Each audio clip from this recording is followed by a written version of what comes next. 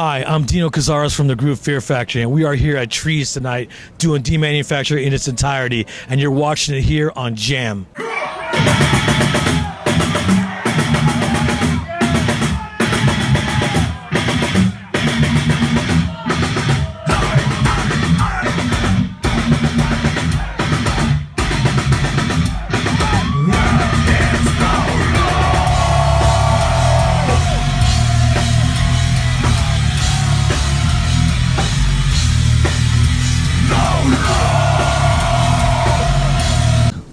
Hey, we're here at Trees in Deep Ellum. We're here to celebrate Fear Factory's 20th anniversary of Demanufacture.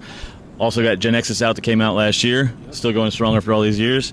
I got a lot of questions for you. Go for it. Man, first of all, Demanufacture still to this day sounds, pretty much timeless. It still sounds futuristic even now, 20 years later.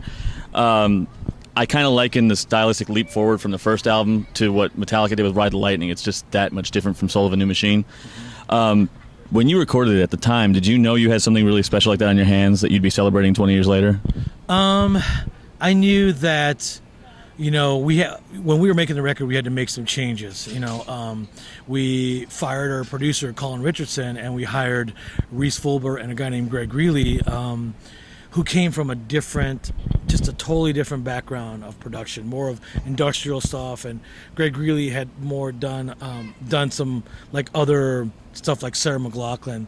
So we figured this record needs something different than a typical metal producer, or a guy who mix it, So we hired these two guys, and they took it to the next level. They really slicked the record out, and they made everything stand out, especially the keyboards, because me and Burton really wanted the keyboards to really pop and stand out, because we wanted that to be more incorporated into our music.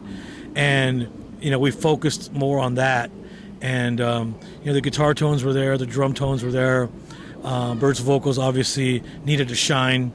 So I think the production overall, because of those two guys and because of where we wanted to go, really made the record kind of ahead of its time, which is still one of the reasons why it's still fresh today.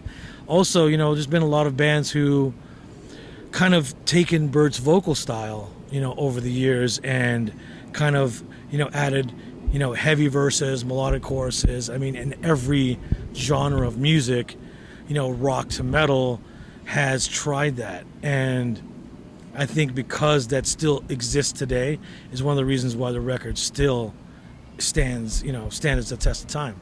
Speaking of his vocals, too, one of the main things I noticed about his, compared to a lot of the newer ones that came after him, is you can understand what he's saying, like almost every time. Yeah. Well, everybody approaches that a little bit differently than others.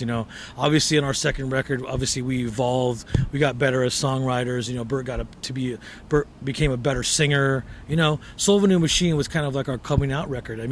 The title says it all. It was the beginning. It was the birth of something bigger to come. Right. And Demanufacture was it. Yeah, it was also the wordiest title you'd ever had, right? So everything else after that was one word. yeah, you're right. Soul of a New Machine, but no, the EP in between. Fear is the Mind Killer. Fear is the Mind Killer, exactly. That came from Dune. Yeah, were you testing me, by the way? I know my shit. No, yeah. Soul of a New Machine title came from the second Terminator movie. Yeah. They were reviewing the movie, and they were talking about the new T-1000 Android, and it was like they described it as being the soul of a new machine in the newspaper. Mm-hmm. They were reviewing it. And I'm like, that'd be a perfect title for us, and it fit perfect. It was the beginning, it was the birth. And totally cool. Yeah. Is this the first time that you've gone back and revisited the entire Demanufacture album since you recorded it anyway? Well, when we first recorded it, we didn't play a lot of the songs. We didn't play A Therapy for Pain. We didn't really play New Breed, Body Hammer. There's a lot of songs that we didn't play up until like 2 years ago, right? Because we first did the record in its entirety in Australia. So we're like, wow, we're actually playing these songs live, and we actually pulled off A Therapy for Pain. You know what I mean? Right. And then now we're doing it again, and it feels really good. We did it in Europe last year. And we knew that the States needed it, and so a lot of people were asking us online to do it.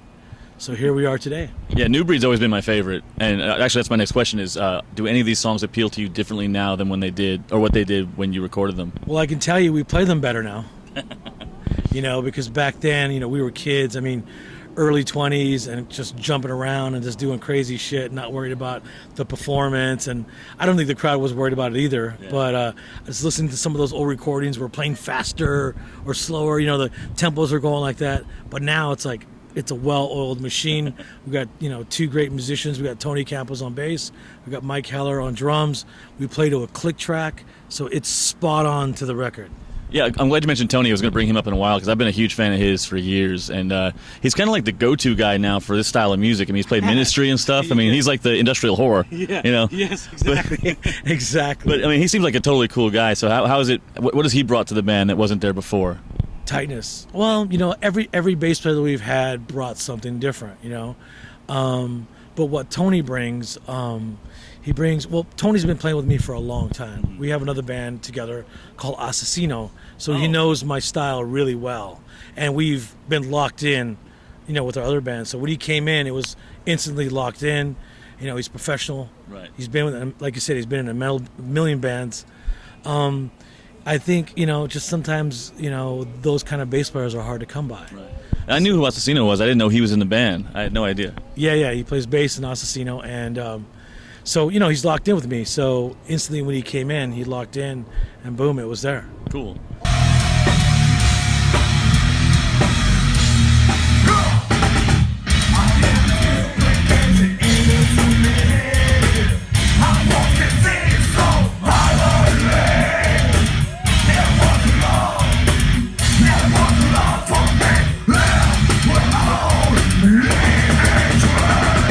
So how many of the old school Demanufacture era fans, how have they been responding to the Genexus material when you play it? Amazing, because, well, just let me say something about the first part of that question is they've been bringing their kids, you know. Yeah, because it's like, you know, people who are like in their late 30s, early 40s been coming to our shows, and they've been bringing their kids who are like 15, 16 years old now, who, you know, because of their parents, they listen to Demanufacture and Obsolete and all the records, and it's amazing to see that. And then, you know, obviously introducing the new songs, most people already have it, you know, they have Genexus. A lot of people say Genexus reminds them of the era of Demanufacture era, and so it's good, it fits perfectly. Cool. Now, speaking of touring and stuff like that, back in the 90s anyway, if I pulled out all my concert ticket stubs from 95 to about 99, you were probably about 80% of those bills, like no matter what it was. And given that you were ahead of your time, like we were saying, is there any specific tour that where you thought, I don't know if these guys are going to get us, you know, just going into it kind of weird? There was one tour that we did, and it was during a Demanufacture tour, and it was 1995. We toured with Ozzy Osbourne. We did a whole U.S. tour and a whole European tour, and it was the Retirement Sucks tour. And yeah, and it was Randy Castillo, Joe Holmes, who was on bass? Oh, Mike Inez was on bass, right? And so we were doing a tour, and the crowd did not like us. They were like old Sabbath fans that came out, you know, old Ozzy fans, and here we are trying to fucking introduce them to something new. And back then we were broke, we didn't have any money. People were throwing change at us, like, get the fuck off, throwing quarters and whatever they could throw. At the end of the set, they were throwing so much stuff. At the end of the set, Bert would pick up all the change and be like, yo, we made $4. So taco money. Hey, there you go. Well, yeah, exactly.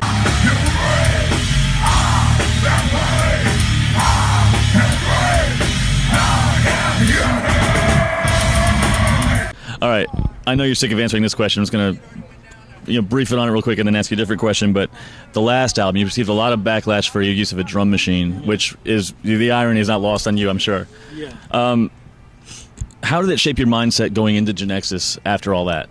Well, you know, it totally changed our mindset a little bit. Okay, we actually wrote the songs for Genexus originally on a drum machine, drum program on our computer. That's how pretty much I write in my little home studio that I have. You know, I have an engineer, a guy named Damien Reynaud. He works with me, and we sit there and we program beats all day. We're like, okay, once we had everything recorded, vocals, guitars, bass, we're like, okay, we gave these songs to Mike Keller, our drummer, and we said, okay, learn them. If you want to add some stuff, you know, go for it. And so he, you know, sat there and rehearsed them for a while, and then we went into the studio and he knocked everything out in 2 days. And he gave it more of a live feel. Actually, I think his vibe on the drumming gave a little bit more energy, to the humanness, I guess if you want to call it, for the record, and it worked out great, and we're probably going to do the same thing for the new one. Cool. Looking back on that, do you regret that decision for the Industrialist, or do you stand by it all the way? I stand by it, but actually our drummer was like, I can re-record it. I'll re-record it. I go, it's probably going to sound the same. You know what I mean? So, no, I mean, we stand by it. Me and Burton, the thing about it was that the backlash was that me and Burton decided to be honest. Oh. And we said, hey, we used a drum program for this. And it was just from that. Because we actually talked about it. People are not, people may not get it. Some people may not get it. So we kind of knew that. So Burton goes, screw it. We'll just be honest. We'll tell them how we did the record.